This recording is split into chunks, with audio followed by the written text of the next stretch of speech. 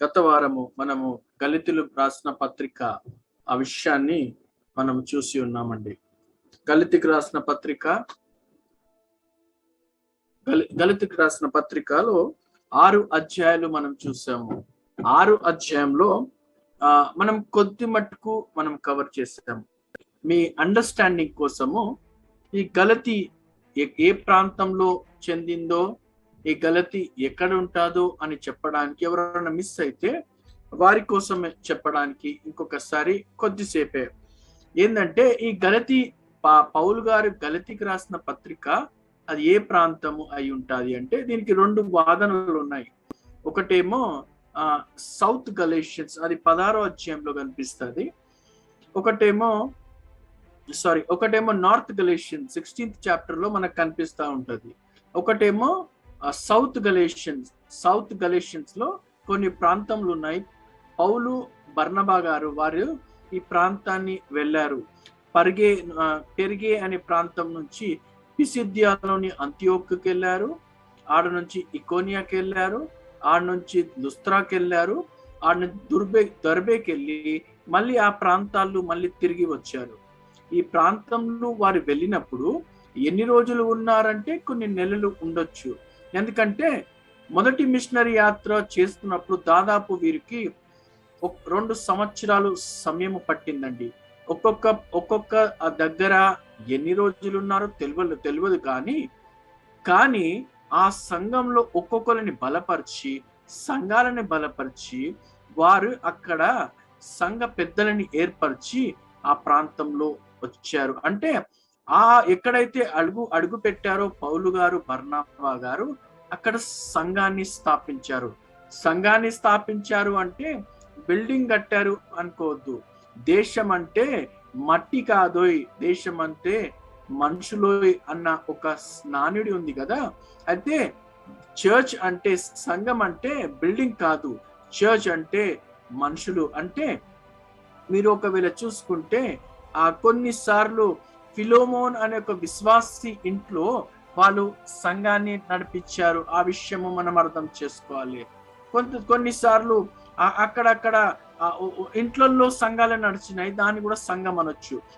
అయితే ఈ ప్రాంతంలో సంఘాలు నడుస్తూ ఉంటే కొంతమంది అబద్ధ బోధకులు వచ్చి పౌలు గారు బర్నబా గారు యెరూషలేము అంతియోకు ప్రాంతంలో వాళ్ళు కొంచెం టెన్షన్ లో అటు ఇటు తిరుగుతా ఉంటే వీళ్ళు ఒక దాన్ని సొమ్ము చేసుకొని ఏం చేశారంటే, పౌలు గారు నిజమైన బోధకుడు కాదండి, ఆయనకు ఏ అథారిటీ లేదు, ఆయన అపోస్తలుడు కాదు అనే విషయాన్ని చెబుతూ సంఘాలకు రాస్తున్న పత్రికే గలతీలు రాసిన పత్రిక.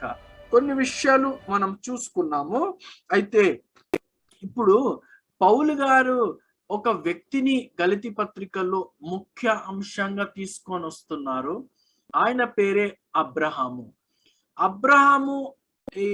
ఈ యొక్క ధర్మశాస్త్రంలో ఉన్న ప్రజలకు ఆయన ఇంపార్టెంట్ పర్సన్.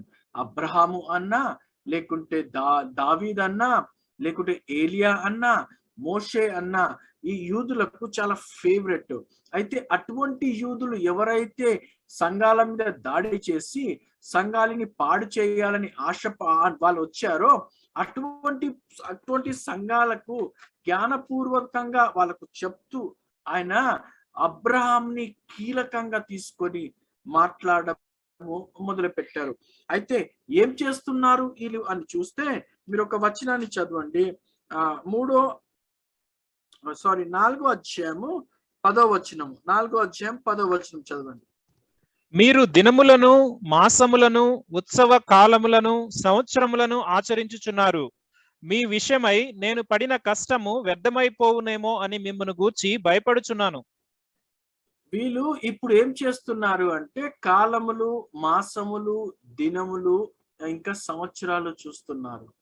అయితే ఎప్పుడన్నా బైబిల్ చదివేటప్పుడు వాళ్ళ పరిస్థితుల్లో వాళ్ళు రాసుకున్నారు, మన పరిస్థితుల్లో మనము అవి చూడడానికి వీలు లేదు. అందుకనే పౌలు గారు పత్రికలు ఆ కాలంలో రాస్తే మన కాలంలో మనం అర్థం చేసుకోలేదంటే మనము రోజులు కాలంలో చూడొద్దు, మంచి దినములు చెడ్డ దినములు మనము చూడొద్దు. మంచిది లేకుంటే ఇది మంచిది, గుమ్మాలు ఇక్కడ ఉండాలి, వాస్తుకు గుమ్మాలు అక్కడ ఉండాలి, లేకుంటే ఇవి ఇట్లా చేయాలి, ధాన్యాలు ఇగో మనము ఫౌండేషన్ వేసినప్పుడు నవధాన్యాలు వేయాలి, లేకుంటే ఇగో పిల్లలు పుట్టినప్పుడు చేతికి లేకుంటే మెడకు దిష్టి చుక్క పెట్టాలి, లేకుంటే వాళ్ళ మెడల్లో తాయితలు కట్టాలి, లేకుంటే వాళ్ళకి దిష్టి తగులుతుంది. ఇవన్నీ మనం అర్థం చేసుకోవాలి. ఏంటంటే అది ఆ కాలంకి సరిపోయినది. ఏది తప్పు బోధ అయితే ఈ కాలానికి తప్పు బోధలు అంటే ఇవే. ఆచారం దేవుడు ఒక్కడు, యేసు ప్రభు ఒక్కడు సరిపోడు అన్నట్లు ఇంకా కొన్ని తెచ్చి దాన్ని యాడ్ చేస్తున్నాము అంటే, ఇవన్నీ మనం చూస్తున్నామంటే మనం ఒక విషయం ఏం అర్థం చేసుకోవాలంటే, ఒకవేళ ఏదైనా కానివ్వండి, పిల్లలకు దిష్టి చుక్క పెట్టే విషయము కూడా అయితే మీరు ఏం అర్థం చేసుకోవాలంటే, నా దేవుడు సమర్థుడు కాదు, యేసు ప్రభుకు చేత కాదు, అందుకని దిష్టి తొలగకుండా నేను చుక్కను పెట్టాను అనుకోండి. ఒకవేళ మీ జీవితంలో యేసు ప్రభు ఆయన సరిపోడు అనుకుంటే మిగతా అన్ని చెయ్యండి. మిగతా అన్ని ఆచారాలు మీరు మెడకు నల్లతాడు కట్టుకుంటే ఏమైతాది అన్నా, లేకుంటే ఎర్రతాడు కట్టుకుంటే ఏమైతాదన్నా, మొలతాడు కట్టుకుంటే ఏమైతాదన్నా, లేకుంటే ఇవి చేసుకుంటే ఏమైతాదన్నా, అవి చేస్తుంటే ఏమైతాదన్నా, ఇది మన కల్చర్ అన్నా అని అనుకుంటే మీరు చెయ్యొచ్చు. కానీ మీ విశ్వాసం ఏది అంటే, మీ విశ్వాసం ఏంటంటే మీరు ఏమని చెప్పాలనుకుంటున్నారు అంటే, ఇది చెయ్యటం వల్ల నాకు యేసు ప్రభు సరిపోడు, యేసు ప్రభుతో పాటు నాకు కొన్ని కావాలి, యేసు ప్రభుతో పాటు నాకు కొన్ని కావాలి. ఎవరు డిస్టర్బెన్స్ అవుతుంది.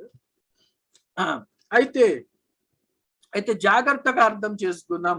పౌలు గారు చాలా కష్టముతోని, బాధతోని, వేదనతోని ఆయన పత్రికలు రాస్తూ ఈ సంగతులు అన్ని చెప్తూ అబ్రహాంని గురించి ఆయన చెప్తున్నాడు. ఒకవేళ అబ్రహాంని జీవితాన్ని గురించి మీరు ఒకవేళ ఆలోచిస్తే, అబ్రహాము ఎవరు అంటే అన్యుడండి.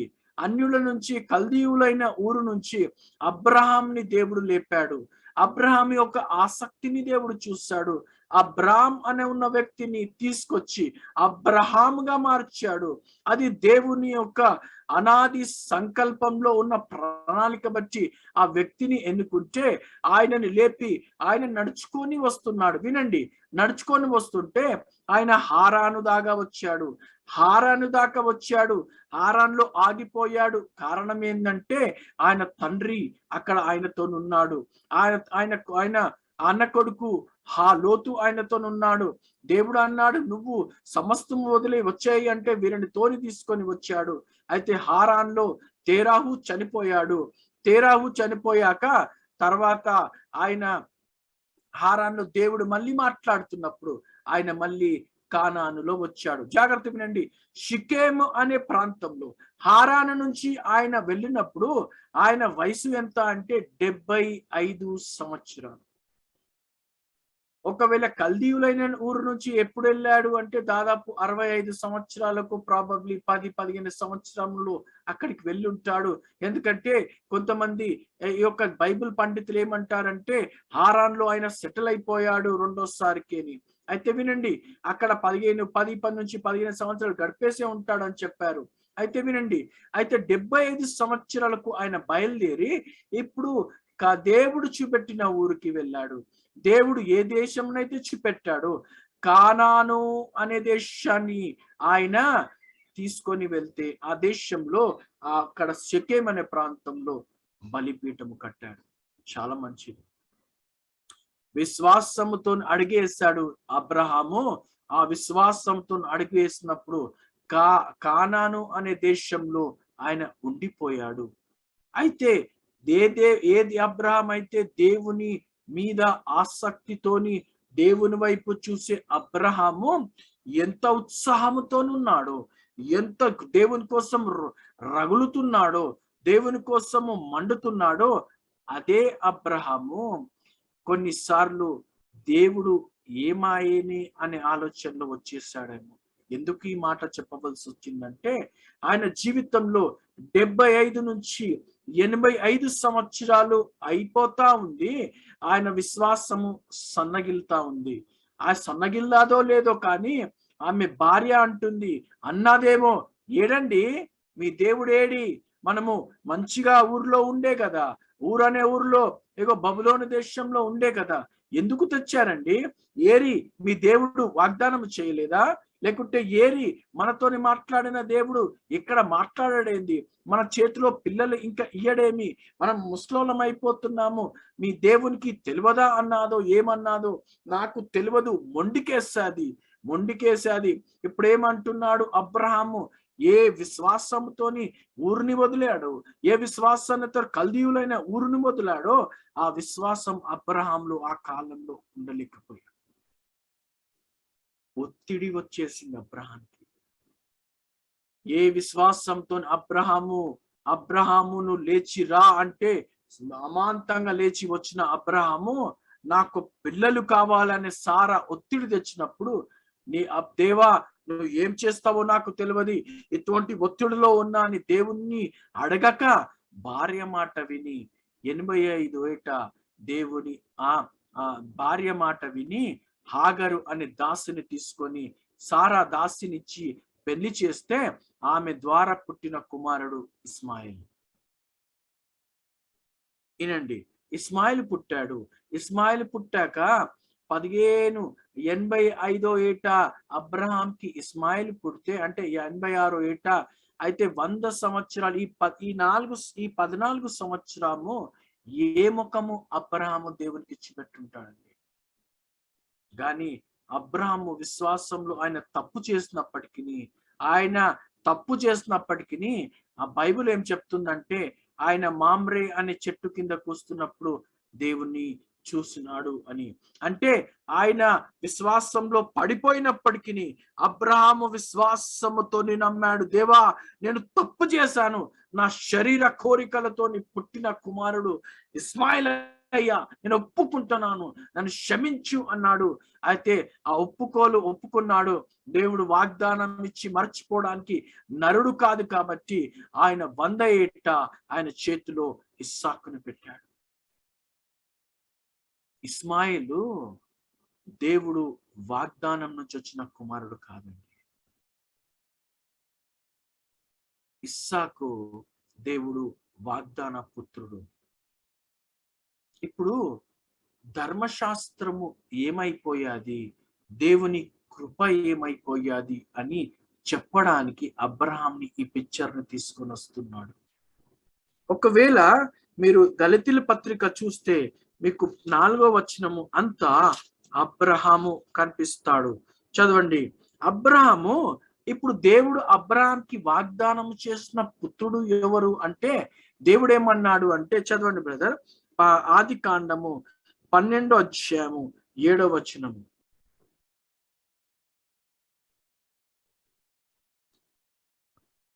యెహోవా అబ్రహామునకు ప్రత్యక్షమై నీ సంతానమునకు ఈ దేశం ఇచ్చెదనని చెప్పగా అతడు తనకు ప్రత్యక్షమైన యెహోవాకు ఒక బలిపీఠమును కట్టెను. నీ సంతానమునకు అన్నాడు, సంతానములకు అనలేదండి. అంటే నీ సంతానముకు అన్నాడు అంటే దేవుని ప్రణాళికలో అబ్రహాంకి 10 మంది పిల్లలు ఇయ్యాలని కాదు. అర్థం చేసుకోండి. ఇంకొక విషయం అర్థం చేసుకోండి, ఇది ఒక ఫిజికల్ గా దేవుడు అబ్రహాంకి ఇస్సాకుని ఇస్తే ఇది ఫిజికల్ దేవుని యొక్క ప్రామిస్. అయితే స్పిరిచువల్ ప్రామిస్ దేవుడు ఏమని చెప్పాడు తెలుసా? నీకు మళ్ళీ చదవండి ఆ మాట బ్రదర్, 7వ వచనం మళ్ళీ చదవండి. యెహోవా అబ్రహామునకు ప్రత్యక్షమై నీ సంతానమునకు ఈ దేశం ఇచ్చెదనని చెప్పగా అతడు తనకు ప్రత్యక్షమైన యెహోవాకు ఒక బలిపీఠము కట్టెను. నీ సంతానము అంటే ఇంగ్లీష్ బైబిల్లో సీడ్ అని ఉంటది. ఆ సంతానము ఎవరు అని అప్పుడు అబ్రహాంకి దేవుడు చెప్తున్నాడు అంటే, ఇస్సాకు ఒకవేళ ఫిజికలీ కొడుకు అయితే దేవుని ఉద్దేశంలో అబ్రహాంకి 2 కొడుకులు ఇయ్యొచ్చు, 3 కొడుకులు ఇయ్యొచ్చు, 4, 12 మంది కొడుకులు ఇయ్యొచ్చు. కానీ దేవుని ప్రణాళిక, దేవుని ప్లాన్ ఏమైందంటే ఆయన ఆది సంపూర్ణుడు, ఆయన ఎండ్ ని బిఫోరే చూస్తాడు కాబట్టి ఒక కొడుకుని ఇచ్చాడు. ఇంకా స్పిరిచువల్ గా ఆ కొడుకు ఎవరు అంటే ఆ అబ్రహాంకి ఇచ్చే కొడుకు ఇస్సాకుని గురించి మాట్లాడడం కాదు, ఆయన మాట్లాడుతుంది యేసు ప్రభు గురించి. ఎందుకన్నా ఈ మాటలు మీరు చెప్తున్నారు అంటే, గలితీయులకు రాసిన పత్రికలో ఈ మాటే మళ్ళీ రాయబడ్డది. చదవండి. 3వ అధ్యాయము 16వ వచనము. 3వ అధ్యాయం 16వ వచనం. 15, 16 చదివేండి బ్రదర్. సహోదరులారా, మనుష్య రీతిగా మాట్లాడుచున్నాను. మనుష్యుడు చేసిన వడంబడిక అయినను స్థిరపడిన తరువాత ఎవడునూ దాన్ని కొట్టివేయడు, దానితో మరేమీ కలపడు. అబ్రహామునకు అతని సంతానమునకును వాగ్దానములు చేయబడెను. ఆయన అనేకులను గూర్చి అన్నట్లు నీ సంతానములకును అని చెప్పక, ఒకని గూర్చే అన్నట్లు నీ సంతానమునకును అనెను. ఆ సంతానము క్రీస్తు. ఆ సంతానమే క్రీస్తు. కొన్నిసార్లు మనం ఫిజికల్ గా అనుకుంటాం, ఏం తెలుసా? అబ్రహాము సంతానము మనం అనడానికి కారణం ఏం తెలుసా? ఇస్సాకు కాదు. అబ్రహాము సంతానము మనం అనడానికి కారణం ఏం తెలుసా? యేసు ప్రభు. అబ్రహాము ఒకవేళ ధర్మశాస్త్రాన్ని పాటించేవారు అయితే మనం ఎవరి పిల్లలము కావాలి అంటే మోషే గారి పిల్లలు కావాలి. కానీ దేవుడు ఎవరి పిల్లల్ని, ఎందుకంటే ధర్మశాస్త్రాన్ని ఎవరి చేతిలో పెట్టాడు అంటే, ధర్మశాస్త్రానికి దేవుడు ఈ 5 పుస్తకాలను రాపిచ్చి, దేవుడు ఆ ఒక్క న్యాయ విధులు అన్ని మోషే చేతిలో పెట్టి రాపిచ్చి, ఇశ్రాయేలు ప్రజలు ఇట్లా ఉండాలని చెప్పాడు. వారికి ఒక్కొక్క వాక్యములు ఇచ్చి దాదాపు 600 పైన వాళ్ళకు ఒక లాస్ ఇచ్చాడు. సెరమోనియల్ లా అని ఇచ్చాడు. కొన్నిసార్లు వేరే వేరే లా వాళ్ళకి ఇచ్చి, ఇగో పెళ్లి విషయంలో ఎట్లా ఉండాలి, లేకుంటే ఇల్లు కొనే విషయంలో ఎలా ఉండాలి, కొన్ని సివిల్ లా ఇచ్చాడు, కొన్ని రిచువల్స్, కొన్ని ఎట్లా ఆ దినాలు ఎట్లా చేయాలి, ఇవన్నీ లాస్ ఇచ్చాడు. కానీ అబ్రహాంకి ఏమన్నా ఇచ్చాడా? అబ్రహాంకి ఏమన్నా ఇచ్చాడా అంటే ఏమి ఇయ్యలేదు. అబ్రహాము ఏది చూడకే నమ్మాడు. అంతే, ఎక్కడికి వెళ్తాడో తెలియకనే నమ్మాడు. కాబట్టి చదవండి. ఒకవేళ హీబ్రూలకు రాసిన పత్రిక 11వ అధ్యాయము 9వ వచనము. విశ్వాసమును బట్టి 9:10 విశ్వాసమును బట్టి అతడును అతనితో ఆ వాగ్దానమునకు సమాన వారసులైన ఇస్సాకు, యాకోబు అనువారును గుడారములలో నివసించుచు అన్యుల దేశంలో ఉన్నట్లుగా వాగ్దాన దేశములో పరవాసులైరి. ఎలయనగా దేవుడు దేనికి శిల్పియు నిర్మాణకుడునై ఉన్నాడో పునాదులు గల ఆ పట్టణము కొరకు అబ్రహాము ఎదురు చూచుండెను. విశ్వాసమును బట్టి చదవమంటారు. పునాదులు కలిగిన ఆ పట్టణము గురించి, ఏ పట్టణం అండి? ఏ పట్టణం గురించి చెప్తున్నాడు అబ్రహాం అంటే, ఆయన ఎక్కడ ఉంటున్నాడు? పునాది లేని ఇంట్లో ఉంటున్నాడు. మీరు చదవండి, ఇక్కడే రాయబడ్డాది. ఇస్సాకు, అబ్రహాము, యాకోబులు గుడారాల్లో చూపించారు, పునాదులు వేయలేదు అక్కడ. వాళ్ళు పునాదులు వేయకుండానే కేవలం టెంపరీ హౌస్ లో ఉన్నారు. ఎందుకంటే ఏ ఇంటికి వెళ్ళాలని ఆలోచించారంటే, పునాది కలిగిన దేవుడు వేసిన ఆర్కిటెక్చర్ కలిగిన ఆ పట్టణము ఏదంటే పరలోకము. ఆయన ఎవరి ద్వారా వెళ్తారు అంటే, దేవుడు వాగ్దానము ద్వారా మేము ఆ పట్టణానికి వెళ్తామని నమ్మాడు. 10వ వచనాన్ని మళ్ళీ చదవండి బ్రదర్. ఏలయనగా దేవుడు దేనికి శిల్పియు నిర్మాణకుడునై ఉన్నాడో పునాదులు గల ఆ పట్టణము కొరకు అబ్రహాము ఎదురు చూచుండెను. దేవుడు ఈజ్ ఆర్కిటెక్చర్. దేవుడు శిల్పి, ఇంకా ఉన్నాడు. ఆయననే డిజైనర్, ఆయననే ఆర్కిటెక్ట్, ఆయననే తయారు చేస్తున్నాడు, ఆయనే ఇల్లు కడుతున్నాడు. అందుకని యేసు ప్రభు అన్నాడు, నేను వెళ్తున్నాను, మీకు అనేక గృహాలు అక్కడ ఉంటున్నాయి, నేను వచ్చి మిమ్మల్ని తీసుకొని వెళ్తానన్నాడు. ఆయన చెప్పిన దేవుడు నమ్మదగినవాడు. అబ్రహాము ఎదురు చూశాడు. ఒకవేళ మనము ఎదురు చూస్తే, మనము యేసు ప్రభు రక్తంలో కడగబడి, ఒకవేళ మనం కూడా నిరీక్షణతో ఎదురు చూస్తే, మనము కూడా అబ్రహాము సంతానమే. మనము కూడా అబ్రహాము సంతానమే. అయితే వినండి, అబ్రహాము తప్పు చేశాడా? అబ్రహాము కోరికల నుంచి ఒక కుమారుడు పుట్టాడు. ఆయన దాసికి పుట్టినవాడు. ఆయననే ఇగో ఇస్మాయిలు. అయితే అబ్రహాము స్వాస్థ్యము నుంచి అబ్రహాము ప్రామిస్ చేస్తే ఒక కొడుకు పుట్టాడు. ఆయన పేరు ఇస్సాకు. ఆయన పేరే ఇస్సాకు. చదవండి 4వ అధ్యాయము 22వ వచనం. గలతీయులకు రాసిన పత్రిక 4:22. 22 దాసి వలన 23. దాసి వలన ఒకడును స్వతంత్రురాలి వలన ఒకడును ఇద్దరు కుమారులు అబ్రహామునకు కలిగిరని వ్రాయబడి ఉన్నది కదా. అయినను దాసి వలన పుట్టినవాడు శరీర ప్రకారము పుట్టెను, స్వతంత్రురాలి వలన పుట్టినవాడు వాగ్దానమును బట్టి పుట్టెను. వాగ్దానమును బట్టి పుట్టాడు.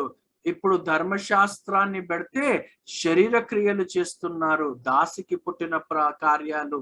అయితే విశ్వాసముతోని మనము యేసు ప్రభుని నమ్మితే, యేసు ప్రభు ఎక్కడో ఇశ్రాయేల్ దేశంలో చచ్చిపోయాడు, నేనెట్లా నమ్మాలి, నేనెట్లా అండి, నాకెట్లా రక్షణ వస్తుంది అంటే, అబ్రహాము సంతానంగా మనం మారబడాలంటే విశ్వాసము ఉంచాలంతే.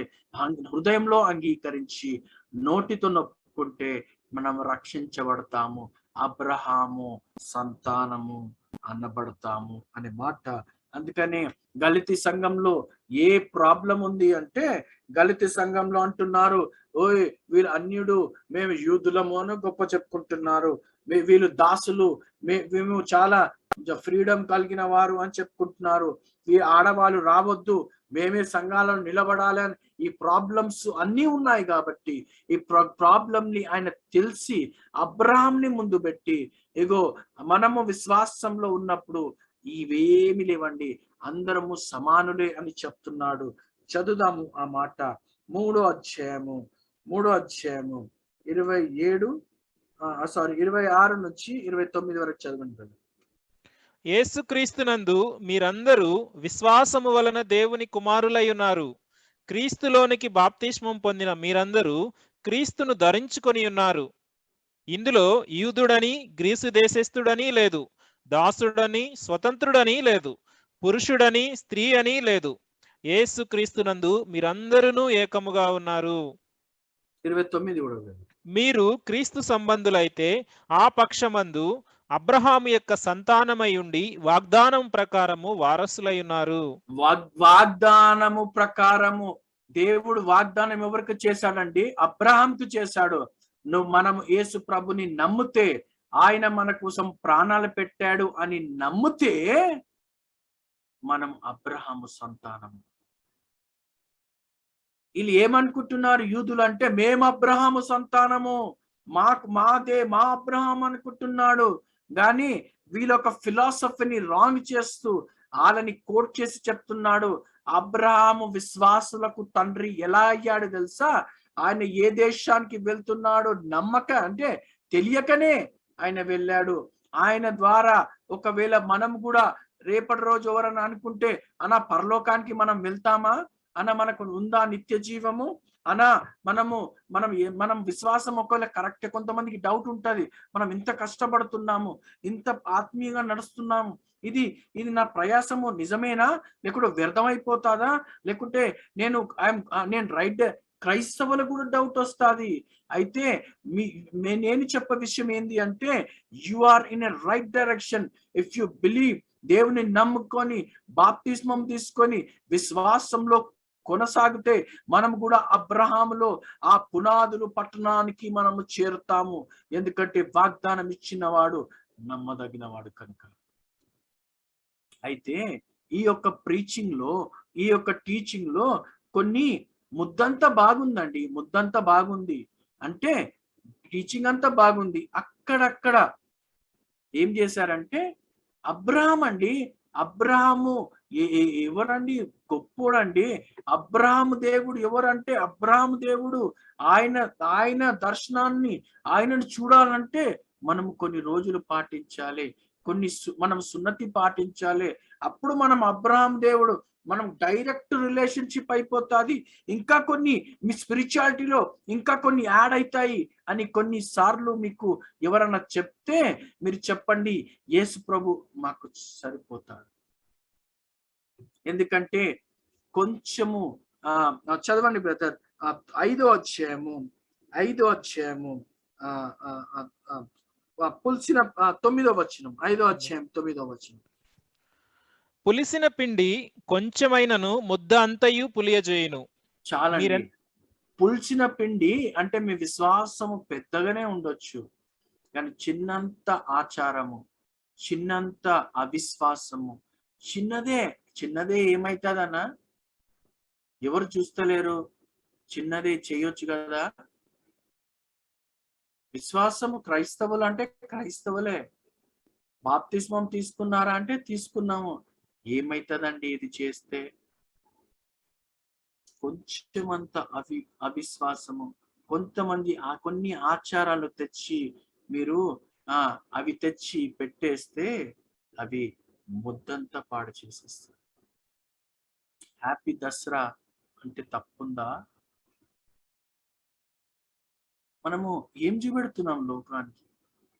వాట్ ఆర్ ఈ మనము యేసు ప్రభు బిడ్డలము అని చెప్పడానికి మనం లోకానికి ఏం చేస్తున్నాము? అది అది వేరే ఆచారం నుంచి వచ్చాదండి.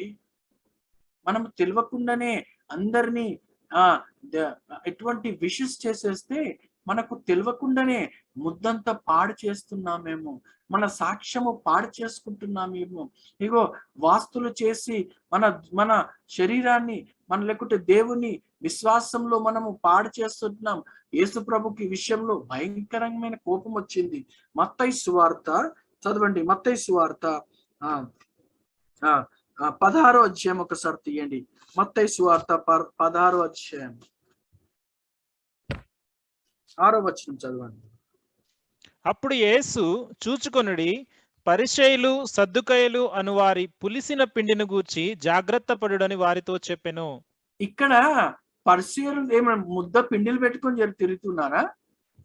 లేకుంటే వీళ్ళు ఏదైనా ముద్ద పిండి, పులిసిన పిండి పెట్టుకొని తిరుగుతున్నారా? కాదు. యేసు ప్రభు ఏమని చెప్తున్నాడు అంటే, ఇంతకు ముందే మీరు ఆ 16వ అధ్యాయంలో 15వ అధ్యాయంలో 5,000 మందికి రొట్టెని పంచిపెట్టి అద్భుతం చేశాడండి. ఆయన 5,000 మంది మగవాళ్ళకి, ఇంకా కొంతమంది ఆడవాళ్ళ స్త్రీలకు అందరు కలిసి దాదాపు 10,000 మందికి 5 రొట్టెలు 2 చేపలు పంచిపెట్టి ఇంకా 12 గంపలు ఎత్తి అద్భుతము చేస్తున్నప్పుడు, ఓ గొప్పవాడు దేవుడు అని చెప్పుకున్నారు. అయితే అక్కడ ఏం జరిగేది అంటే, చదవండి బ్రదర్.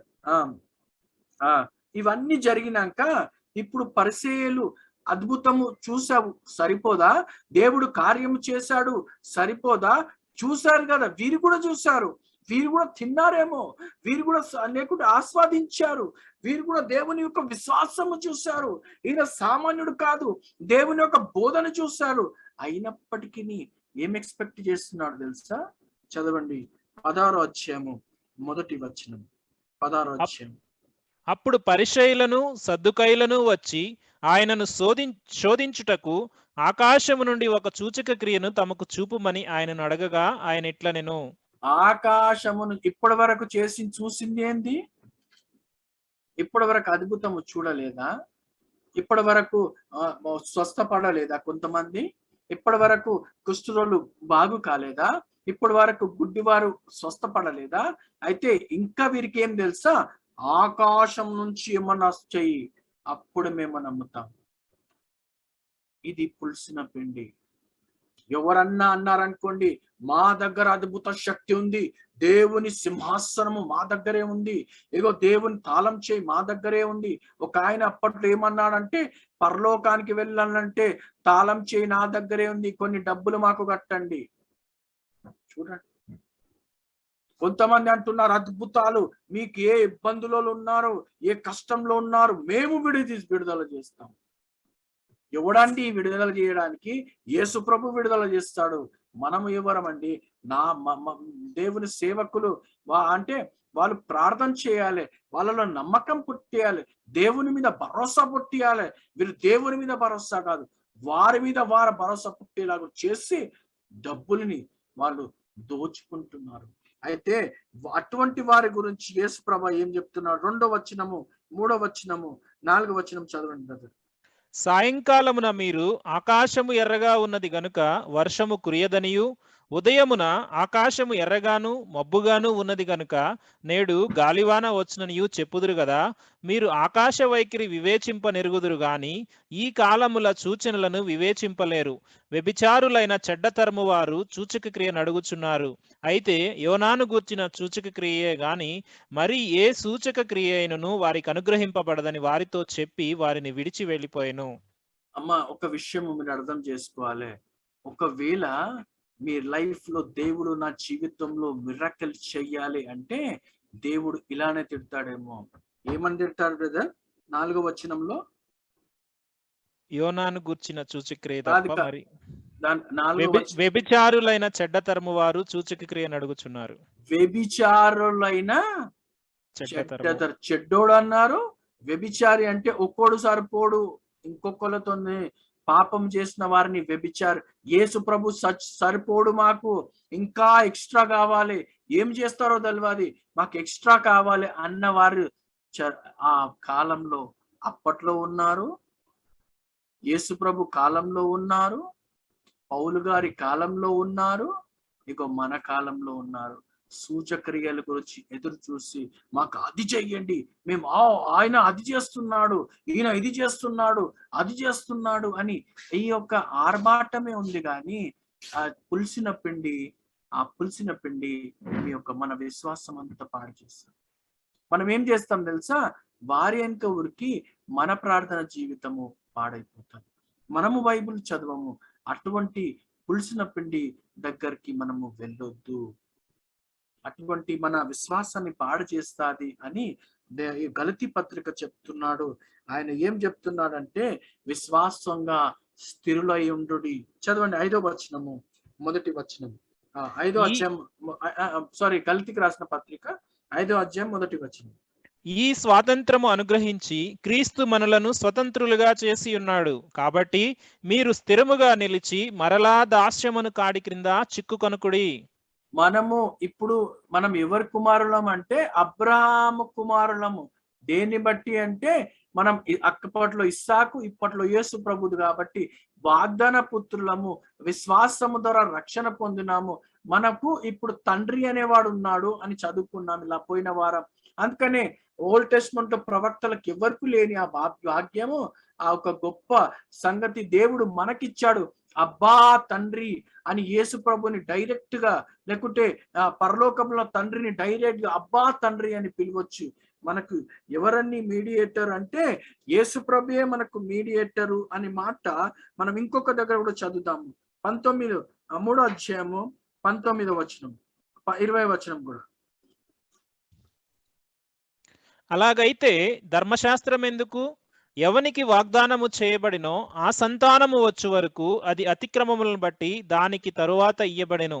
అది మధ్యవర్తి చేత దేవదూతల ద్వారా నియమింపబడెను. మధ్యవర్తి ఒకనికి మధ్యవర్తి కాడు గాని దేవుడొక్కడే. ధర్మశాస్త్రము దేవుడు ఒక్కడే మధ్యవర్తి కాగలడు. దేవుడు ఒక్కడే. ఆ పరలోకంలో ఉన్న దేవునికి ఈ మనుషులకు మధ్యగా అంటే వ్యాజ్యమాడే. అందుకనే బైబిల్ గలతీ పత్రికలో ఒక విషయం అర్థం చేసుకోవాలి ఏంటంటే, కాలము సంపూర్ణమైనాక ఆ దేవుడు ఆయన మన కోసం వచ్చాడు. ఎందుకు మ్రాను మీద చనిపోయాడంటే, మ్రాను మీద చనిపోవడం అంటే శాపగ్రస్తమైన మరణము. ఇంతకు ముందు మనం చూసుకున్నాము 3వ అధ్యాయం 13వ వచనంలో ఉంటది.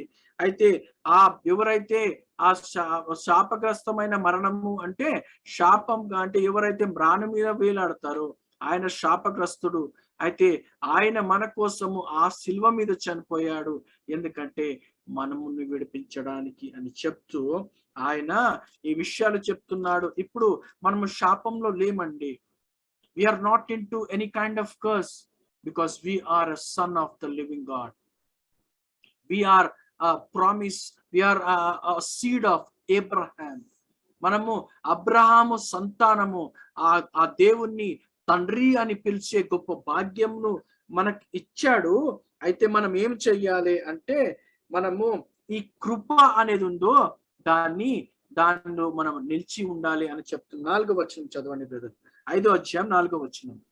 మీలో ధర్మశాస్త్రము వలన నీతిమంతులను తీర్చబడు వారెవరో వారు క్రీస్తులో నుండి బొత్తిగా వేరు చేయబడి ఉన్నారు, కృపలో నుండి తొలగిపోయి ఉన్నారు.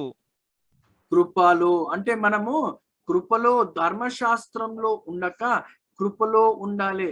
ఒకవేళ ఎవరైనా ఈ 20th సెంచరీలో ఎక్కువగా మిస్యూజ్ చేసిన వర్డ్ ఏది అంటే అది కృప.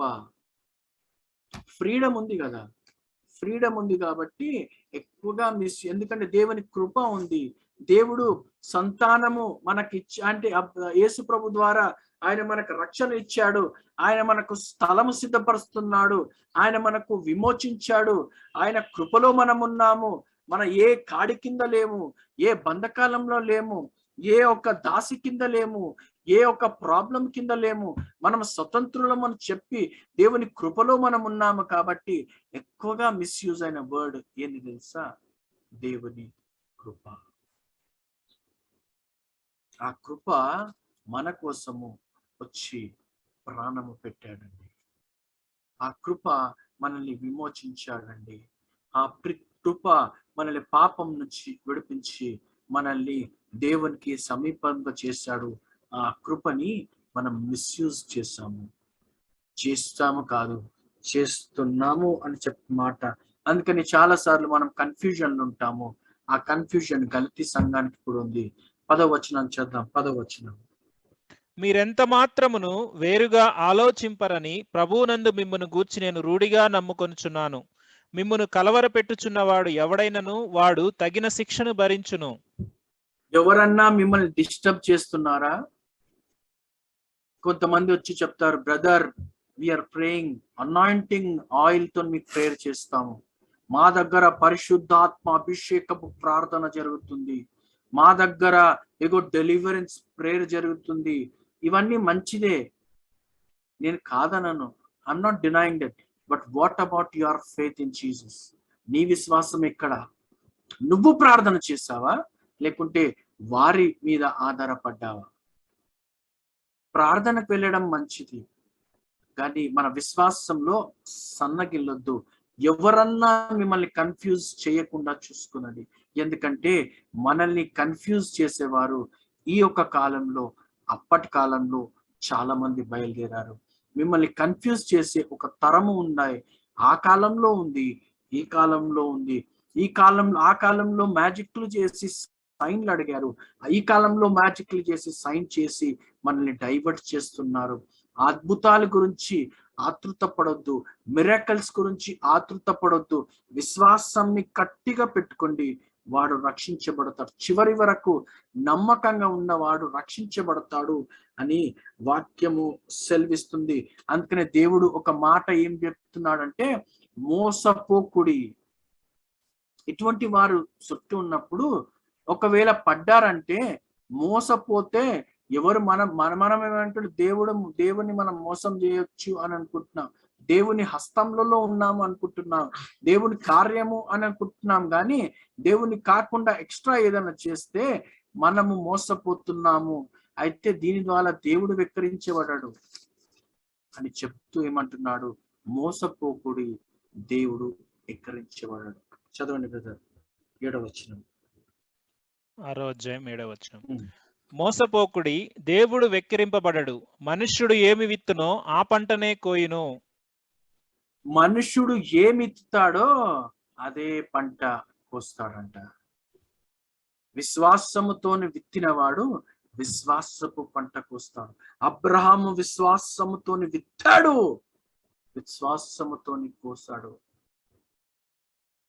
అర్థం కాదు. ఆయన కుమారుల విశ్వాసముతోని పంటని మనం విత్తనం వేస్తే ఆ సంతోషంతో, అదే విశ్వాసంతో పరలోకానికి, విశ్వాసము కాకుండా ఏది అయినా కొని, చిన్నదైనా పెద్దదైనా, పులిసిన పిండి కొంచెమైనా ఉంటే ఏమైతుంది తెలుసా?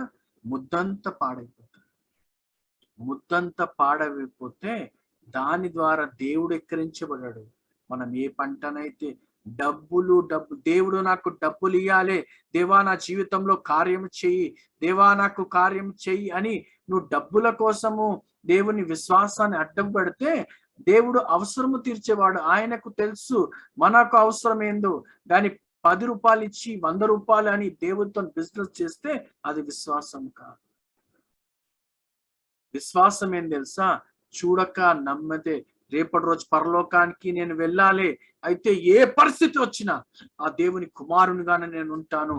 నేను నేను ఇగో నేను దాసి కుమారుని కాదు, లేకుంటే నేను హాగరి కుమారుని కాదు, నేను సారా కుమారుణ్ణి, అంటే నేను అబ్రహాం కుమారుణ్ణి. అయితే నేను దాసికి పుట్టినవాడు. ఒకప్పుడు దాసత్వంలో ఉన్నాను, కానీ ఇప్పుడు నేను స్వతంత్రించబడ్డాను, దేవుని వాగ్దానే పుత్రుణ్ణి అని చెప్పుకొని మనము ముందుకు సాగాలి. అందుకని దేవుని దాసికి పుట్టిన వారు ఏ పనులు చేస్తారు, లేకుంటే దేవుని అబ్రహామే ఆ సారాకు పుట్టిన, లేకుంటే విశ్వాసంలో పుట్టిన వారు ఏ పనులు చేస్తారు అనే విషయాన్ని మనం చూసుకుంటే, అప్పటి టైంలో చాలా మంది కొట్లాడుతున్నారు. ఎందుకు తెలుసా? 2 కుమారులు ఉన్నారు కదా, 2 ఉన్నారు. అబ్రహాంకి 2 ఉన్నారండి, ఆ ఇస్మాయిలు ఇంకా ఇస్సాకు. 2 ఈయన బాధ పెడుతున్నాడు ఇస్మాయిల్ అని బైబిల్లో రాయబడ్డాది. ఇప్పుడు సంఘంలో కూడా 2 ఉన్నారు. ఒక నీతిమంతులుగా ఉన్న వారిని వేరేవాళ్ళు ఏం చేస్తారు తెలుసా? పట్టి లాగుతా ఉంటారు, ఎక్కిరిస్తా ఉంటారు, నవ్వుల పాలు చేస్తూ ఉంటారు. దాని వాగ్దాన పుత్రులు దేవుని కోసం నిలబడాలి. చదవండి 14వ వచనము, 15వ వచనం. 14, 15. 5, 14, 15. అవును. ధర్మశాస్త్రమంతయు నిన్ను వలె నీ పొరుగు వారిని ప్రేమించుము అను ఒక్క మాటలో సంపూర్ణమై ఉన్నది. అయితే మీరు ఒకనినొకడు కరుచుకొని భక్షించిన ఎడల మీరు ఒకని వలన ఒకడు బొత్తిగా నశించిపోదురేమో చూచుకొనుడి. 6వ అధ్యాయం మొదటి 2 వచనాలు చదవండి. సహోదరులారా, ఒకడు ఏ తప్పిదములోనైనను చిక్కుకొని ఎడల ఆత్మ సంబంధులైన మీలో ప్రతివాడు తానును శోధింపబడుదునేమో అని తన విషయమై చూచుకొనుచు సాత్వికమైన మనసుతో అట్టి వానిని మంచి దారికి తీసుకుని రావలెను. 3, 4 కూడా చదవండి. ఒకని భారములనొకడు భరించి ఇలాగు క్రీస్తు నియమము పూర్తిగా నెరవేర్చుడి. ఎవడైనను వట్టివాడై ఉండి తాను ఎన్నిక అయిన వాడైనని ఎంచుకుని ఎడల తన్ను తానే మోసపరుచుకొనును. ప్రతి వాడును తాను చేయి పనిని పరీక్షించి చూచుకొనవలెను. అప్పుడు ఇతరుని బట్టి కాక తనను బట్టియే అతనికి అతిశయము కలుగును. వేరుని బట్టి కాదు, ఆయనే టెస్ట్ చేసుకోవాలంట. వేరుల విశ్వాసం మీద ఆధారపడదు కాదు, మన విశ్వాసం మీద మనం ఆధారపడి దేవుని ముందు నిలబడ్డప్పుడు మనము అబ్రహాము కొడుకులము. లేకుంటే మన శరీరము, ఒకవైపు ఏమో శరీరం ఉంటుంది, ఒకవైపు ఏమో ఆత్మ ఉంటుంది. అయితే శరీరము అంటే ఇగో మనలో ఉన్న, అంటే ఇంకొక దాసి కుమారుడు, లేకుంటే స్వాతంత్రం అంటే వాగ్దాన పుత్రుడు. ఒకవైపు ఏమో బాడీ, ఒకవైపు ఏమో స్పిరిట్. ఇద్దరి మధ్యలో పోటీ జరుగుతుంటే విశ్వాసంలో మనం ముందు సాగుతున్నప్పుడు మనకు గొప్ప విజయము కలుగుతాదండి. అందుకనే అయితే శరీరం నుంచి వచ్చే ఆ వాగ్దానము ఏమనగా అని మనం చూసుకుంటే చదవండి 5వ అధ్యాయం 19వ వచనం. 5వ అధ్యాయం 19. అయితే 5వ అధ్యాయం 16 నుంచి చదవండి. 16 నుంచి. నేను చెప్పునదేమనగా ఆత్మానుసారముగా నడుచుకొనుడి, అప్పుడు మీరు శరీరేచ్ఛను నెరవేర్చరు. శరీరము ఆత్మకును ఆత్మ శరీరమునకును విరోధముగా ఆపేక్షించును. ఇవి ఒకదానికొకటి వ్యతిరేకముగా ఉన్నవి గనుక మీరేవి చేయ నిశ్చయింతురో వాటిని చేయకుందురు. మీరు ఆత్మచేత నడిపింపబడిన ఎడల ధర్మశాస్త్రమునకు లోనైన వారు కారు. శరీర కార్యములు స్పష్టమై ఉన్నవి. అవేవనగా జారత్వము, అపవిత్రత, కాముకత్వము, విగ్రహారాధన, అభిచారము, ద్వేషములు, కలహము, మత్సరములు, క్రోధములు, కక్షలు, భేదములు, విమతములు, అసూయలు, మత్తతలు, అల్లరితో కూడిన ఆటపాటలు మొదలైనవి. అల్లరితో కూడిన ఆటపాటలు కూడా దేవుని కార్యము సంగతులు కావవి. అర్థం చేసుకోండి. డిస్కో డాన్సులు, బయట డాన్సులు, ఆ డాన్సులు, ఈ డాన్సులు, దేవుని అల్లరితో కూడిన ఏ ఆటపాట ఉన్నా అది దేవునికి ఇష్టము లేదు.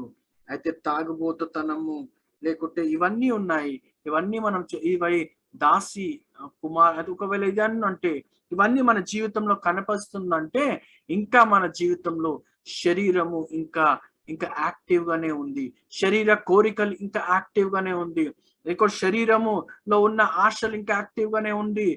మనము పరిశుద్ధాత్మ ఆత్మకు మనం స్థానం ఇస్తలేము, మన విశ్వాసం వెనుకబోతుంది అనే విషయం అర్థం చేసుకోవాలి.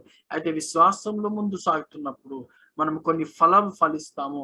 ఆ ఫలాలు ఏమనగా 22వ వచనం చదువుదాం బ్రదర్. అయితే ఆత్మఫలమేమనగా ప్రేమ, సంతోషము, సమాధానము, దీర్ఘశాంతము, దయాళుత్వము, మంచితనము, విశ్వాసము, సాత్వికము, ఆశా నిగ్రహము, ఇట్టి వాటికి విరోధమైన నియమమేమీ లేదు. ఇవన్నీ ఆశ నియమము అంటే ఇవన్నీ ఫ్రూట్స్ ఆఫ్ ద స్పిరిట్ 24, 25, 26 చదువుకుంటే ఇంకా మనం కన్క్లూడ్ చేస్తాం బ్రదర్. 24, 25, 26. క్రీస్తు యేసు సంబంధులు శరీరమును దాని ఇచ్చలతోనూ దురాశలతోనూ సిలువ వేసి ఉన్నారు. మనము ఆత్మను అనుసరించి జీవించు వారమైతిమా, ఆత్మను అనుసరించి క్రమముగా నడుచుకుందము. ఒకరినొకరము వివాదమునకు రేపకయు, ఒకరి యందొకరము అసూయ పడకయు, వృధాగా అతిశయపడకయు ఉందుము.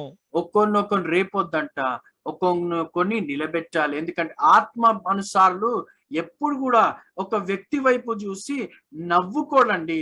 ఒకవేళ పడిపోతే అతన్ని లేపుతాడు ఆత్మవశుడు అయితే అందుకనే శరీర కోరికలు ఉంటే మనం ఏమి చేస్తాము అని ఒకవేళ చూస్తే మీరు ప్రకటన గ్రంథము 22వ అధ్యాయము, ప్రకటన గ్రంథం 22వ అధ్యాయము 12 నుంచి 16 ఒకవేళ చదివితే అందులో ఒక మాట, అందులో మంచి మాట ఒకటి రాయబడ్డది.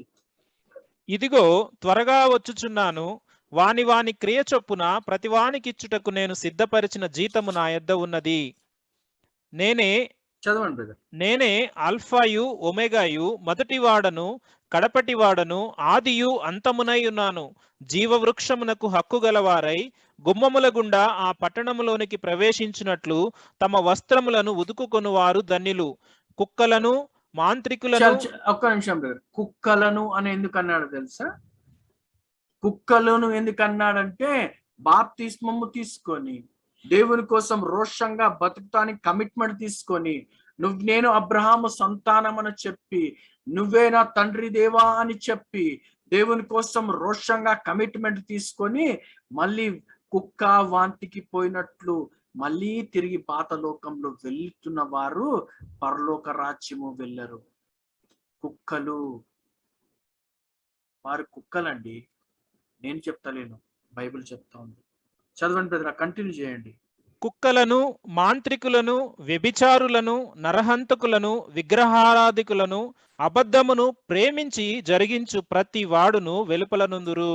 అబద్ధాన్ని ప్రేమించి అటువంటి చేసేవారు నరకానికి వెళ్తారు. అబద్ధము ఏ మాట? షాప్ కి వెళ్ళి మీకు కొనాలని ఇష్టం లేకున్నా మళ్ళీ వస్తాను బ్రదర్ అని చెప్తారు కదా, మీకు ఇష్టమా? మీరు మళ్ళీ వెళ్తారా అండి? వెళ్ళరు. అబద్ధం ఆడారు, మీకు తెలియకుండానే ఆడారు.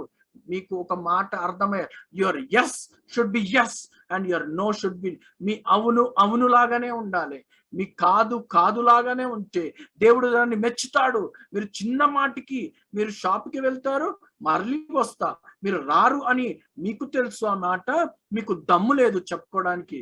నాకు నచ్చలేదండి, నేను మళ్ళీ ఇంకొక షాప్కి వెళ్తానని చెప్పరు. ఎందుకంటే మీరు అబద్ధాన్ని ప్రేమిస్తారు, అబద్ధాన్ని పోషిస్తారు.